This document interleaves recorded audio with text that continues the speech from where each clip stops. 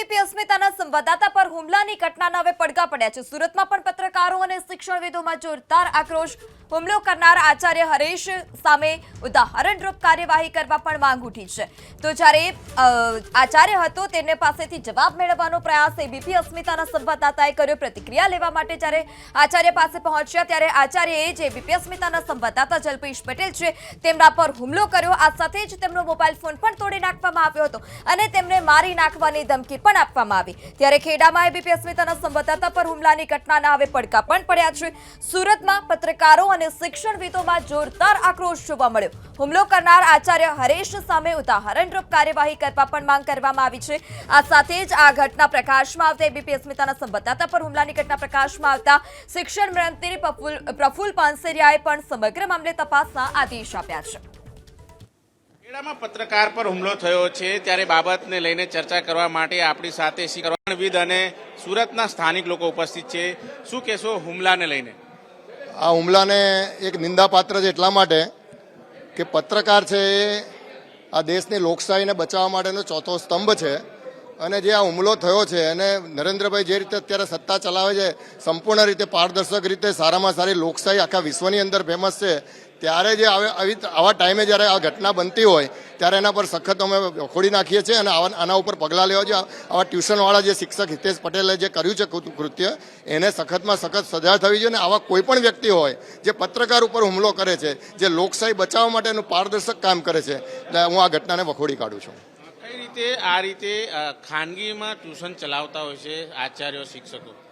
આ લોકો ઘણી વખત એવું બનતું હોય છે જ્યારે ઇન્વેસ્ટિગેશન થતું હોય છે જ્યારે લોકોના દ્વારા માહિતી મળતી હોય છે કે આ સ્કૂલની અંદરથી આ શિક્ષક આવી રીતે ટ્યુશન કરે છે અને વિદ્યાર્થીઓને ફરજ પાડવામાં આવતી હોય છે। એમાં પર્ટિક્યુલર જે હાયર એજ્યુકેશનની અંદર તો ખાસ ફરજ પાડવામાં આવતી હોય છે। જ્યારે સમાજના લોકો પત્રકાર અથવા તો સરકારશ્રીમાંથી ધ્યાનમાં આવે છે ત્યારે અમે ચોક્કસ પગલાં લેવાય છે અને એવા લોકોને સસ્પેન્ડ પણ અમે કરીએ છીએ। તમારી શું માંગણી હશે? પત્રકાર પર હુમલો કેટલું નિંદનીય? ખરેખર ખૂબ નિંદનીય કહેવાય, કેમ કે લોકશાહી દેશમાં પત્રકારો એટલે આ દેશનો ચોથો સ્તંભ છે। ખરેખર હકીકતમાં કોઈ ગ્રાન્ટેડ સ્કૂલના શિક્ષક હોય યાની તો સરકારી સ્કૂલના કોઈ પણ શિક્ષક હોય, કોઈ ટ્યુશન ક્લાસ કરતા હોય, કોઈ બીજા બિઝનેસમાં હોય તો એ ગેરલાયક છે। ખરેખર આની ઉપર પગલાં ભરાવવા જોઈએ।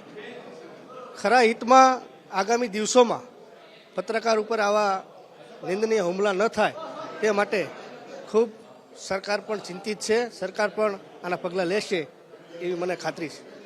તમે શું કહેશો? જે પ્રમાણેની ઘટના ઘટી છે ત્યારે રેડ પાડવામાં આવી હતી, સરકારે રેડ પાડી, એ ન્યૂઝ કવરેજ કરવા ગયા રિપોર્ટર અને એમના ઉપર હુમલો થયો, કેટલું નિંદનીય? આપણને ખબર છે તેમ પત્રકારત્વ એ ચોથો સ્તંભ છે અને શિક્ષણમાં કોઈ પણ જાતની ગોબાચારી જ્યારે ચાલી રહી હોય ત્યારે એને કોઈ પણ લેવલે સાખી નહીં લેવાય। અને આ તો ગુજરાત રાજ્ય છે। ગુજરાત રાજ્ય એ શિક્ષણ માટે જાણીતું રાજ્ય છે। આમાં કોઈ પણ ગ્રાન્ટેડ શાળાના કોઈ પણ શિક્ષક હોય કે આચાર્ય હોય એમને સસ્પેન્ડ કરવા સુધીના પગલાં લેવા જોઈએ। શિક્ષાત્મક પગલાં જો નહીં લેવામાં આવે તો આગળ જતાં બીજા જે ગ્રાન્ટેડ અને સરકારી શાળાના શિક્ષકો છે એઓ પણ આવું જ કાર્ય અને કૃત્ય કરશે જે સરેસર નિંદનીય છે। સરકારી પગાર પણ લેવો ને આ રીતે ફરીથી ખાનગી ટ્યુશન ચલાવવું અને એનું રિપોર્ટિંગ કરવા જઈએ તો હુમલો થાય? મારું તો સ્પષ્ટપણે માનવું છે એક શિક્ષક તરીકે કે જેમને આવા બધા જ કાર્યો કરવા હોય અને શિક્ષણને ખાલી વેપલો બનાવવો હોય તો એમણે સરકારી નોકરી છોડીને પોતે પોતાની રીતે પ્રાઇવેટ શાળા અથવા તો ટ્યુશન ક્લાસ ચલાવવા જોઈએ। એમણે સરકારને બોજારૂપ ના બનવું જોઈએ। સરકારી શિક્ષક તરીકે એમનો પહેલો ધર્મ છે કે એમણે શિક્ષણ આપવું જોઈએ જે વંચિત અને જે લોકોને પ્રોપર શિક્ષણ નથી મળી રહ્યું, બીએડ કરીને જ્યારે એ લોકો આવી રીતના ગવર્મેન્ટ જોબમાં જતા હોય છે તો એમનો મુખ્ય ધર્મ એ બને છે કે એ લોકો શિક્ષણ આપે, સારું ગુણવત્તાયુક્ત શિક્ષણ આપે। એની જગ્યાએ જો આવા જ કાર્યો કરશે તો વિદ્યાર્થીઓ પર શું અસર થશે? તમે શું કહેશો? પત્રકાર પર હુમલો કેટલો સાચી લેવાય? નમસ્કાર। એક શિક્ષકના ભ્રષ્ટાચારનો ભાંડો ફોડનાર પત્રકાર પર જે હુમલો થયો છે એને સુરત શહેર પત્રકાર સંઘ અને સુરતના તમામ પત્રકારો ખૂબ જ કડક શબ્દોમાં વખોડી કાઢે છે। તાત્કાલિક એ શિક્ષકને ડિસમિસ કરી ફોજદારી કાર્યવાહી કરી અને એમને જેલ ભેગા કરવા માટેની અમે સૌ એક સાથે માંગણી કરીએ છીએ। જે રીતે જે રિપોર્ટિંગ કરવા માટે પત્રકારો જતા હોય છે તો અચાનક આ રીતનો હુમલો કરી દેવો અને એ પણ ખાનગી ટ્યુશન ચલાવતા હોય શિક્ષકો આચાર્યો.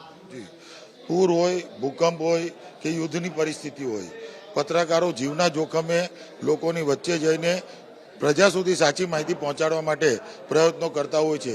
આ સંજોગોમાં આ હુમલાની જે ઘટના બની છે એને કડકમાં કડક કાર્યવાહી કરવા અમે માંગણી કરીએ છીએ. આ ઘટનાને હું સખત શબ્દોમાં વખોડું છું. બિલકુલ જોઈ શકો છો અત્યારે જે પ્રમાણે ચારે કોરથી અત્યારે હાલ તમામ એ લોકો એક જ વાત કરી રહ્યા છે કે ચોથી જાગીર ઉપર આ રીતે હુમલો કરવો નિંદનીય છે.